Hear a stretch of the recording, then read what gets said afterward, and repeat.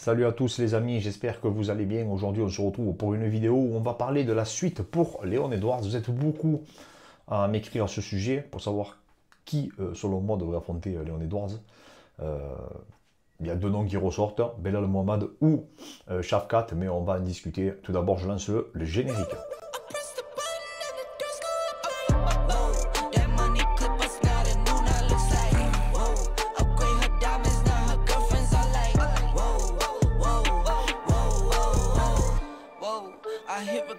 Job, you can't ignore it. I'm transforming now these cars and planes, I'm always boarding. Just out touring down in Charlotte like I play for Hornets. Donc les amis, il y a deux noms qui ressortent. Il y a deux noms qui ressortent principalement. Il y a Belal Mohamed, donc qui est selon moi le plus légitime actuellement, et il y a Shafkat. Alors Shafkat, c'est celui qui a la plus grosse hype. Il ne faut pas se leurrer. 18 finishes, 18 combats. Voilà, il n'y a rien à dire. Le mec, il peut te soumettre, il peut te mettre KO. En plus, il est tout droit. On sait qu'on va avoir un combat ultra spectaculaire. À côté de ça, on a une pointure. Belal Mohamed, extrêmement fort, mais très, ou peut-être même trop stratégique. Un peu à la Leon Edwards. Très complet, gros lutteur. Très bon grappleur. Et très fort debout aussi également. Mais il y a beaucoup de gens qui disent que Belal Mohamed, c'est peut-être un Leon Edwards un peu, avec peut-être une meilleure lutte offensive, mais moins bon. Alors que Shafkat, c'est autre chose. On sait qu'il est moins bon techniquement, même sur sa lutte. Je pense que sa lutte offensive, elle n'est pas exceptionnelle à Shafkat. Elle est bien. Il fait des trucs vraiment de lutte, mais j'ai l'impression qu'il a un peu du mal à la transférer. À un moment, on avait vu contre Geoff Neal, il n'arrivait pas du tout à s'exprimer sur sa lutte. Même contre Stephen Thompson, il y a des moments où c'était un peu laborieux pour lui. Mais voilà, Shafkat, même en boxe, il y a des trous, il prend des coups et tout, mais il est tout droit. Et son sol, pareil, son sol, il ne met même pas les crochets pour étrangler les mecs, il n'en a rien à foutre. Il t'étrangle comme ça, il te serre. Et comme il est tout le temps dans l'offensive, un peu à l'instar du grand Tony Ferguson de la grande époque, ou de Jiri aujourd'hui, il te fait craquer. Au bout d'un moment, t'en peux plus. Et comme il a une dimension physique, je ne sais pas si vous avez remarqué, mais il paraît énorme pour la catégorie, et depuis le départ de Khamzat Chimaev, je trouve que c'est celui qui hype le plus dans cette caté. Surtout que le champion, malheureusement, c'est pas le plus charismatique, c'est pas celui qui fait le plus de déclarations, Leon Edwards.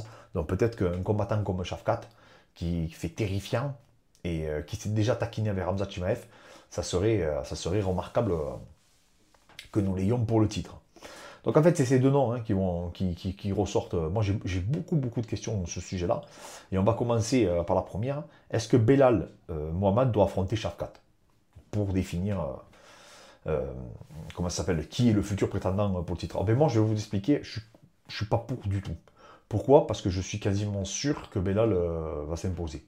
Alors, je ne suis pas sûr à 100%, mais il est tellement stratégique, il est tellement compliqué à gérer, Belal Mohamed, que j'ai peur qu'il fasse le petit plus qui fait que il va du coup s'imposer. Ça me fait un peu la même peur que Max Holloway Topuria, où je voulais pas voir cet affrontement, parce que je me suis dit, si Max Holloway sort Topuria, on est foutu, on va se retrouver encore avec Max Holloway contre Volka. Alors je dis pas que Shafkat ne peut pas battre Belal, loin de là. Comme je vous dis, il est tout droit, je pense qu'il peut perdre des rounds, je pense qu'il peut se faire connecter, on l'a vu contre Geoff Neal, mais il met un tel volume et une telle intensité que ça en devient perturbant. Il est capable de tout faire, donc ça aussi c'est perturbant également. Mais bon, Belal Mohamed, c'est très compliqué. Je vous dis, grosse lutte défensive, extrêmement fort offensivement en lutte. C'est vraiment son point fort, la lutte de toute manière. Il boxe de mieux en mieux, en plus il fait mal. On l'a vu contre Burns, on l'a vu contre Sean Brady. Donc très impressionnant, Belal Mohamed, qui, je rappelle, en termes d'adversité, c'est au-dessus de ce qu'a rencontré Shafkat. C'est-à-dire que Belal Mohamed, il s'est quand même tapé Burns, et il s'est tapé également Sean Brady. Donc ils sont au-dessus de Stephen Thompson. Aujourd'hui, il n'y a pas de. Stephen Thompson est en fin de carrière. C'était un très grand combattant. Mais malheureusement, bon, mais voilà, je crois qu'il a quasiment 40 ans. Donc voilà, c'est vraiment, il est en fin de route. Et on l'a vu d'ailleurs, c'est plus du tout le Stephen Thompson qu'on a pu voir par le passé. Donc, mais ça n'enlève rien la performance de Shafkat qui est incroyable, parce qu'il reste toujours impressionnant par cette aura, par cette détermination, par cet effet quand on dit tout droit, c'est un peu la de Bronx, de mettre la marche avant et de se dire j'ai pas de marche arrière, j'y vais, ça passe ou ça casse, même si je me fais connecter, je m'en fous, je continue d'avancer. Et d'un autre côté, donc on a ce terrible combattant Belal qui pourrait être confronté à Shafkat, mais selon moi, il ne faudrait pas que ça se fasse, parce que j'aurais peur qu'il nous grille du coup mais c'est pièce maîtresse à mon avis pour l'UFC, parce que ça serait largement plus vendeur à Shafkat contre Leon Edwards, mais il ne faudrait pas qu'il grille, quoi. Par contre, maintenant, ce qu'il y a, c'est qu'est-ce que tu fais de Belal Mohamed? C'est ça le gros problème, si tu ne le mets pas contre Leon Edwards. Colby Covington ne veut pas en entendre parler. Colby va affronter Stephen Thompson, on a bien compris pourquoi, il est en fin de carrière également. On l'a vu, il était un peu... ça a été dur, franchement, laborieux pour lui. Il est revenu à la fin, on a revu un peu un Colby sur les derniers rounds, 4e, 5e, mais vraiment c'était très timide. Rien à voir avec le Colby qu'on avait vu contre le grand Kamaru Usman, qui Kamaru aussi, malheureusement pour moi, n'est plus le Kamaru qu'on a connu il y a ne serait-ce que 2 ans. Après, c'est des gens qui ont tellement livré de grands combats, qui ont un certain âge, et je pense qu'ils sont usés, tout simplement. Ils sont usés par la pratique de la lutte, ils sont usés partout, ils sont peut-être usés psychologiquement aussi. Donc ils arrivent au bout, et en fait, il faut comprendre que quand tu as 34 ans, c'est pas comme quand tu as 25 ans. 2 ans, c'est énorme. C'est-à-dire que si tu as 34 ans et que tu passes de 34 ans à 36 ans en termes de performance, mais c'est énorme, les amis, comme ça peut décroître. Vous ne vous rendez pas forcément compte.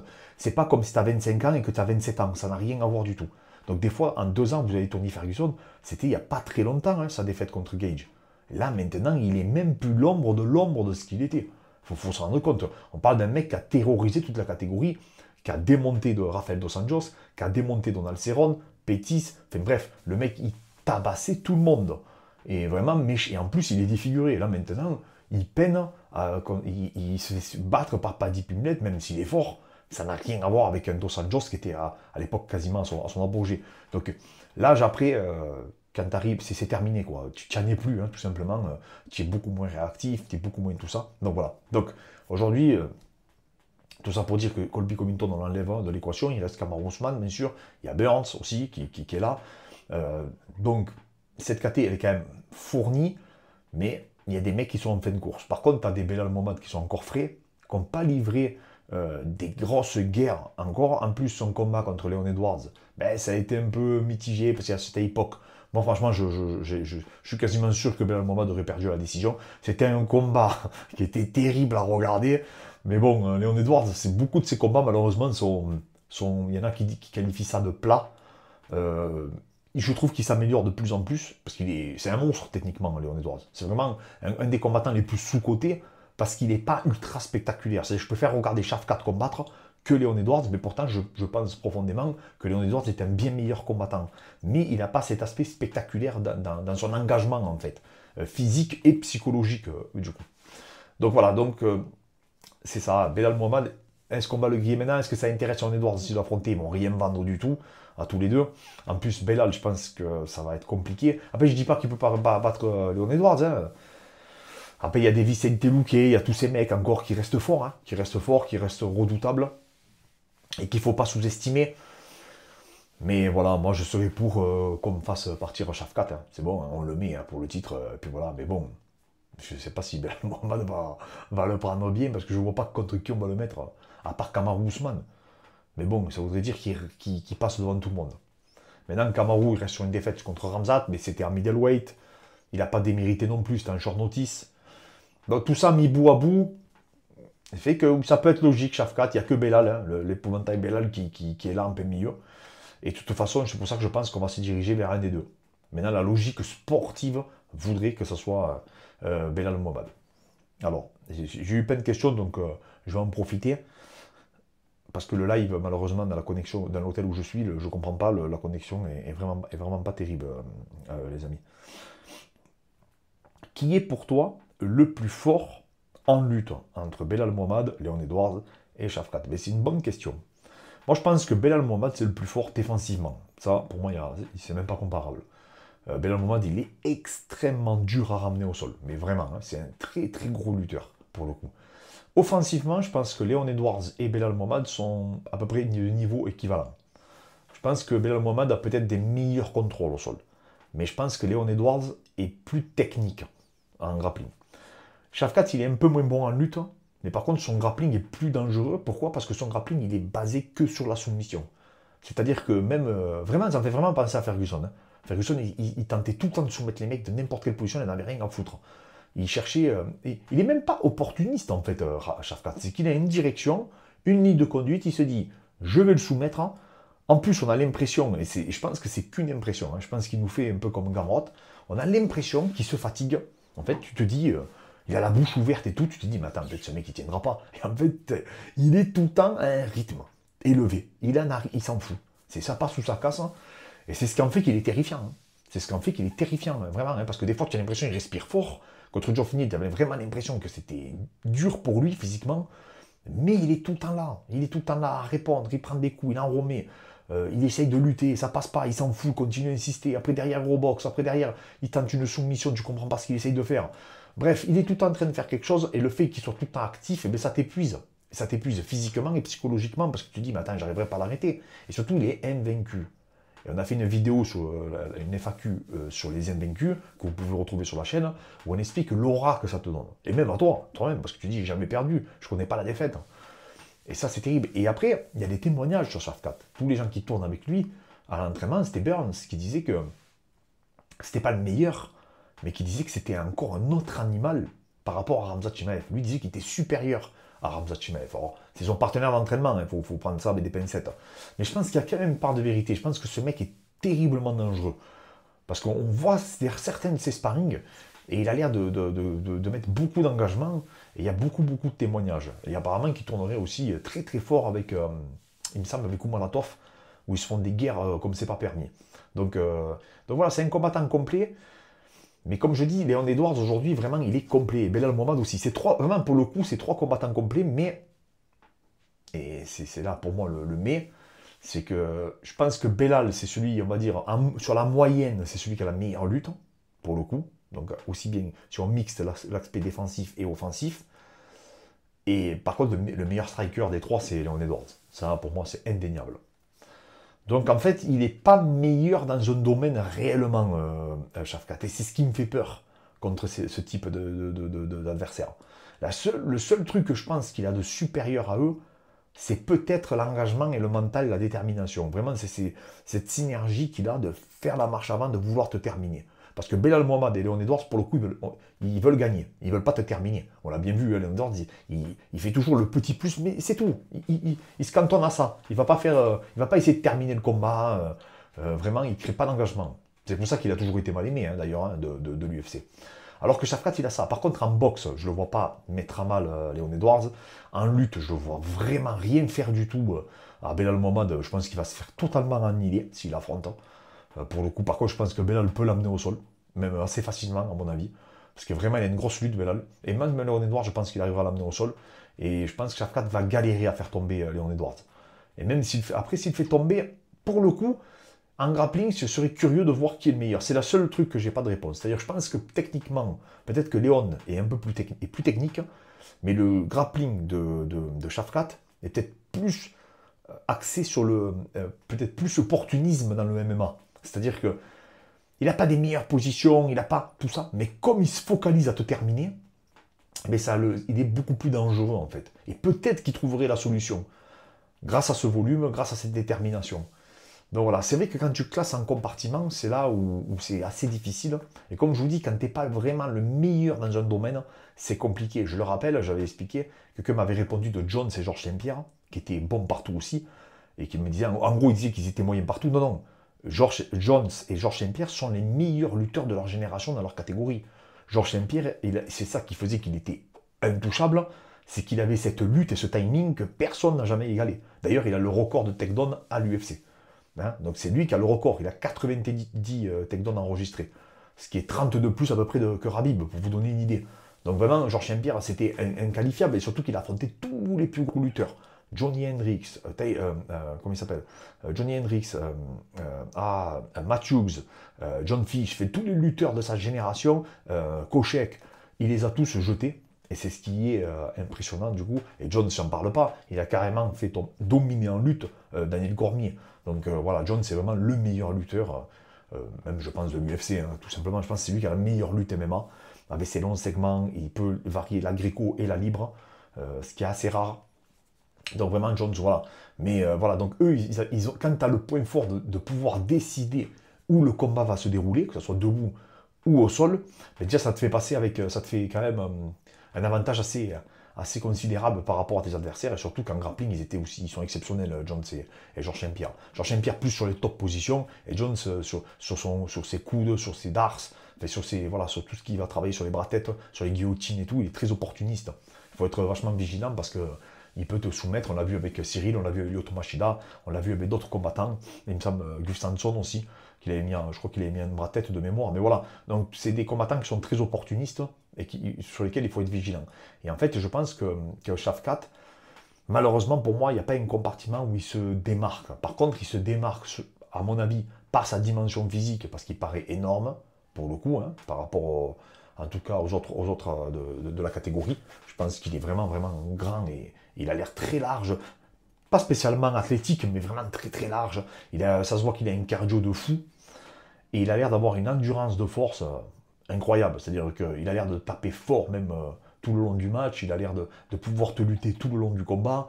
Et c'est assez particulier parce qu'on a le sentiment qu'il peut te boxer, qu'il peut te lutter, qu'il peut te grappler, mais tout au long du match. Et même avec la bouche ouverte, il fait penser un peu à Mateusz Gamrot, qu'au bout du premier round, tu te dis, bon, mais c'est bon, il est... Enfin, au début, hein, qu'elle a débarqué à l'UFC, parce que maintenant je ne veux plus berner, mais tu te dis, mais non, mais c'est fini, il est mort, là, ce mec, c'est pas possible, il a les poumons qui font ça, tu te dis, bon, c'est foutu. Et en fait, non, il s'arrête jamais. Le mec, il ne s'arrête pas. Et bien lui, il est comme ça, sauf qu'il est comme ça, surtout. C'est-à-dire qu'il te boxe, il te lutte, franchement, il s'en fout, des fois, il part en lutte, tu le vois partir à je sais pas combien de kilomètres, mais il s'en fout, il va au contact, il te lâche, il te frappe, et puis il repart. Et ça, c'est terrible. C'est terrible parce que il a tellement confiance, à mon avis, à sa détermination, qui te fait douter, quoi. Et au bout d'un moment, tu craques. Hein. On l'a vu, Stéphane Thompson, à un moment donné, quand il est contre la cage, il défend, mais très bien. À aucun moment, il est gêné par la lutte de Shavkat au deuxième round, avant de se faire soumettre. Et au bout d'un moment, il défend tout. Techniquement, tu vois Shavkat, il fait qu'attaquer, tu te dis, non, mais c'est laborieux, quand même. Et au bout d'un moment, tu vois Stéphane Thompson, il en peut plus. Il se dit, mais attends, c'est pas possible, il va faire combien de... C'est Rabib ou quoi, le mec, tu vois. Sauf qu'il s'arrête pas d'attaquer, au bout d'un moment, bam, il a craqué, il s'est fait amener. Parce qu'il est capable de te mettre, je sais pas moi, faire 10 variantes du single leg, même si elles sont approximatives, il s'en fout. Il va les faire. Et au bout d'un moment, toi, t'en peux plus, hein, t'en peux plus. Tu dis, c'est bon. Et après, pareil au sol, il va essayer de t'étrangler une fois, deux fois, trois fois. Il va essayer de te mettre une kimura, puis il repart. Il essaie de te prendre le dos. Après, hop, il essaie de te passer la garde. Il est tout le temps en train de faire un truc. Alors, même si c'est pas Burns, même si c'est pas, je sais pas, Damien Maia, dans ses façons de passer, où il va pas laisser un seul espace et tout. Lui, des fois, je dis, mais même pas les crochets quand il essaie d'étrangler les mecs. Il s'en fout complètement. Il tombe en avant et tout. Mais il s'en fout. Parce qu'il fait tout le temps un truc, tout le temps en train d'attaquer. Donc toi, tu te fais frapper, en plus il faut que tu défendes la soumission, il te frappe, il attaque ton bras, tu défends ton bras, il attaque ton cou, tu défends ton cou, et à ce moment-là, il te refrappe. Et ça, les gars, il n'y a rien de pire. Et je vous promets, il n'y a rien de pire que de tourner, ne serait-ce qu'à l'entraînement, ou d'être confronté à ce style de combattant. Donc voilà. Donc vraiment, Shavkat, moi, c'est ce qui me hype le plus, et surtout, je rêverais d'une confrontation, et je pense qu'on est tous d'accord, entre Shavkat et Khamzat un jour, parce que j'aimerais vraiment voir. Parce que je ne vois pas Shavkat taper, par exemple. Je pense qu'il est déter, et que je pense que c'est un mec qu'il faut l'endormir qui ne tapera pas ce gars-là. Donc j'aimerais bien voir Khamzat qui fait les premiers rounds les plus impressionnants, je pense, quasiment qu'on ait eu, et qu'après, malheureusement, il y a une baisse de régime. Mais j'aimerais bien voir contre un mec comme Shavkat qui, lui, je pense qu'il peut tenir sur la durée, ce que ça donnerait. Après, il y a des combattants, je pense, qui peuvent le bloquer stratégiquement. Je pense à Kamaru, pour faire un combat sale, le bloquer contre la cage, faire un match vraiment pour l'annihiler, le bloquer, le ramener au sol, le frapper et faire le nécessaire pour remporter le match. Voilà. Et ça serait dommage, je pense, de casser ce run qu'il a de 18 combats, 18 finishes. Je pense que c'est aujourd'hui si tu dois le signer pour le titre, il faut le faire maintenant, parce qu'il a une hype autour de lui. J'ai vu les cotes, ils étaient kiff-kiff, lui et Leon Edwards. Alors que si tu le mets contre des bourbiers qui risquent de gâcher le combat, de le coincer, de le frustrer, hein, tout simplement, ben, est-ce qu'on va pas... voilà. Donc est-ce qu'ils vont pas nous bloquer peut-être d'éventuelles grandes confrontations qu'on pourrait avoir. Alors après, il y a une autre personne qui pourrait rentrer en compte, hein, que je n'ai pas cité, mais c'est Makhachev. Makhachev également pourrait être peut-être le futur prétendant de Leon Edwards. En tout cas, lui, il a émis le souhait. Je pense qu'il va devoir encore défendre sa ceinture, parce qu'il a défendu contre Volka. Et bon, c'est un 66, donc il faudrait quand même qu'il défende sa ceinture contre 70. Hein. Donc, du coup, voilà. Mais après sa défense, je pense qu'il pourrait se retrouver, du coup, contre Leon Edwards. Alors après, je pense que la dimension physique sera trop importante. Parce que par exemple, je ne vois pas Makhachev affronter Shavkat. Physiquement, je pense que c'est pas possible. Je pense qu'il y a une trop grande dimension physique entre les deux. Et même Léon Edwards, on ne se rend pas compte, mais contre Colby, il était quand même énorme. Et après, c'est quand tu les vois côte à côte, les mecs, que tu te rends compte que quand ils rentrent dans la cage, c'est plus la même chose, quoi. C'est plus la même catégorie. Surtout qu'ils sont très grands, hein, Léon Edwards et Shafkat pour la KT. Ou Ramzat aussi, qui est très très grand. Enfin, je ne sais pas si vous donner une idée, mais un Ramzat Makhachev, il y a quand même une différence physique aussi. Ou Kamaru Makhachev, n'en parlons pas. Enfin, vous voyez, c'est des mecs qui sont quand même énormes physiquement. Donc après, quand même, quoi qu'on en dise, les mecs sont extrêmement forts partout. Donc complet, grosse. Et surtout, c'est comme je le dis toujours, c'est la catégorie des lutteurs. C'est la catégorie des lutteurs. Les 77, c'est historique, c'est comme ça. Tous les plus gros lutteurs sont dans cette catégorie, que ce soit les Sean Brady, que ce soit avec Shafkat, qui a une grosse lutte aussi, Léon Edwards, grosse lutte offensive, Colby Covington, très grosse lutte, Kamaru Usman, très grosse lutte, Belal Muhammad, très grosse lutte. C'est que des mecs qui ont des très très grosses luttes et qui défendent. Burns aussi, gros double leg. Alors, c'est pas lui qui a la meilleure lutte, mais un gros double leg puissant, il défend bien aussi. On l'a vu contre Ramzat. Il y a un bon Sumigaishi, il contrôle bien les mains, il est dangereux sur le dos. Donc voilà, c'est que des bourbiers dans cette catégorie. Donc voilà. Donc voilà les amis, j'en ai fini de cette vidéo. On se retrouve demain. J'ai mis le vlog aussi avec l'Aïd. N'hésitez pas à aller le checker. Je suis content, ce format vous plaît. C'est un format vraiment naturel. Vous voyez à peu près 30% de notre contenu de séance. Il n'y a pas de coupure. C'est pas évident, je ne vous cache pas, hein, de s'entraîner et en même temps de commenter, hein, de trouver des choses à dire parce que j'ai pas d'interaction. Donc voilà, mais voilà, je trouve que c'est toujours intéressant de voir ces témoignages-là. Moi j'aime bien quand je vois d'autres entraîneurs le faire, outre-Atlantique, ou des kinés expliquer des séances aussi qu'on peut retrouver outre-Atlantique également, où on les voit manipuler des patients et commenter en même temps, et vous voyez que c'est vraiment totalement différent de ce qu'ils peuvent vous montrer dans une conférence par exemple, ou dans une vidéo qui est montée, où là à partir de là, ils peuvent, s'ils se sont trompés, se reprendre, et ainsi de suite. Donc voilà les amis, merci encore à tous pour la force, on se retrouve demain les amis, j'espère que je pourrai vous faire un live.